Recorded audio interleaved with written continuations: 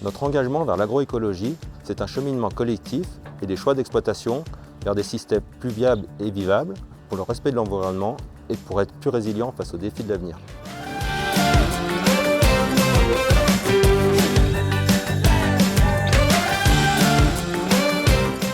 Alors, le GI2E du Genevois, le groupement d'intérêt économique et environnemental, c'est un groupe de 12 agriculteurs qui a décidé il y a 5 ans de travailler ensemble et de réfléchir à l'avenir de leur exploitation pour respecter l'environnement et pour être plus robuste face aux aléas économiques. Quand on a commencé notre réflexion, on a choisi d'axer notre GI2E sur l'autonomie fourragère dans un secteur à forte pression foncière. En 2015, on travaillait déjà ensemble, ce groupe d'agriculteurs, au sein du groupe de développement local, le comité des agriculteurs du Genevois. Et la labellisation GI2E nous a permis d'aller plus vite et plus loin dans la modification de nos pratiques. Le fait d'être ensemble, ça nous a apporté un partage d'expérience et puis un regard mutuel qui nous a fait progresser. Grâce à la Chambre d'agriculture, on a eu un appui technique qui nous a permis d'amplifier cette dynamique. Alors nous, en 2015, on avait 65 vaches laitières et du coup, on pâturait deux mois par an sur à peu près 15 hectares. Et puis on avait la volonté de pâturer plus. Après avoir échangé avec un collectif et puis fait quelques échanges de parcellaires afin d'améliorer le tour de la ferme, ça nous a permis de faire des aménagements des chemins et on a amené l'eau dans chaque paddock. Et aujourd'hui, du coup, en 2021, on arrive à pâturer sur 30 hectares, à peu près 4 mois par an et avec 90 vaches laitières. On a organisé le pâturage avec, du coup, on a créé 25 paddocks de 1 hectare où les vaches passent entre 2 et 3 repas dedans.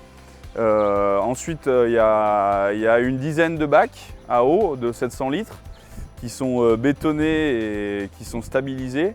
Et puis à peu près, pour desservir les 30 hectares, à peu près 800 mètres linéaires de chemin d'accès de 2,50 m de large stabilisés qui nous a du coup permis d'amener l'eau et surtout sur des terrains qui craignent beaucoup l'eau et qui nous permettent de sortir plus régulièrement et avec plus de facilité.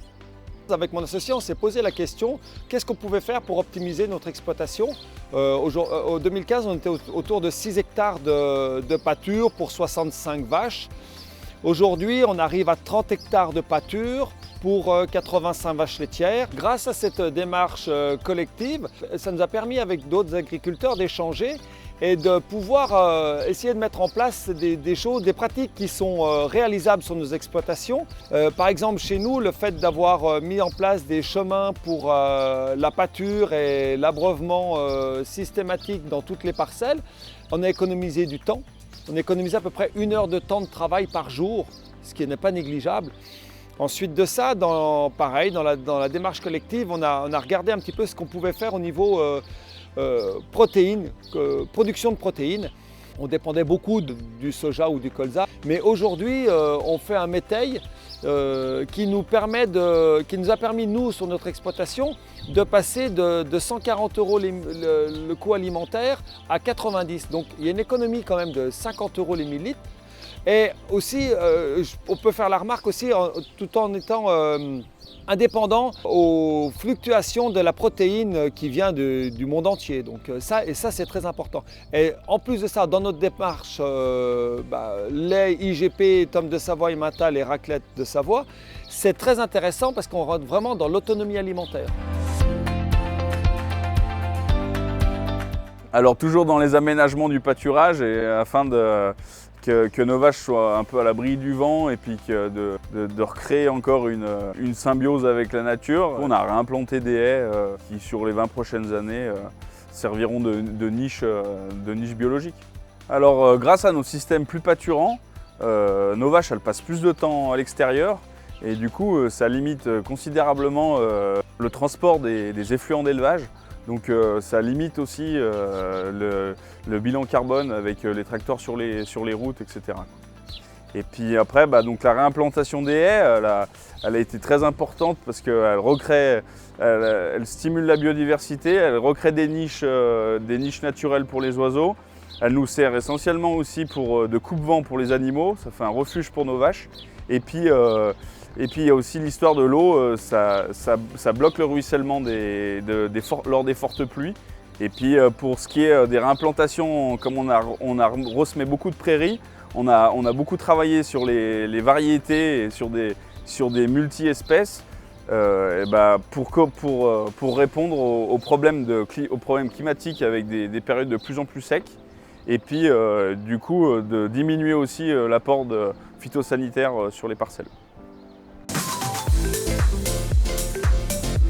On a réfléchi à la possibilité de faire de l'épandage collectif.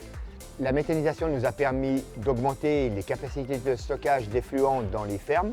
L'épandage se fait au moment de la croissance des plantes pour une meilleure valorisation des éléments nutritifs.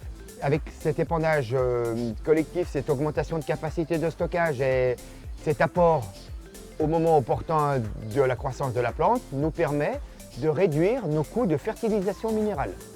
L'épandage collectif limite les trajets en tracteur, d'où une réduction des GES, des gaz à effet de serre. Le projet collectif, c'est une force.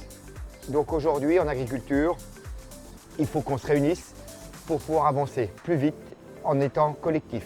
Moi, ce que j'ai bien aimé, c'est le travail qu'on a fait avec la Chambre d'agriculture, parce qu'en fait, pour nous, on a établi un cahier des charges d'épandage et je trouve que ça, c'est un appui inconditionnel. C'est-à-dire sans ça, on était quand même un petit peu livré à nous-mêmes et je pense que là, on va avoir un gain de temps et d'efficacité.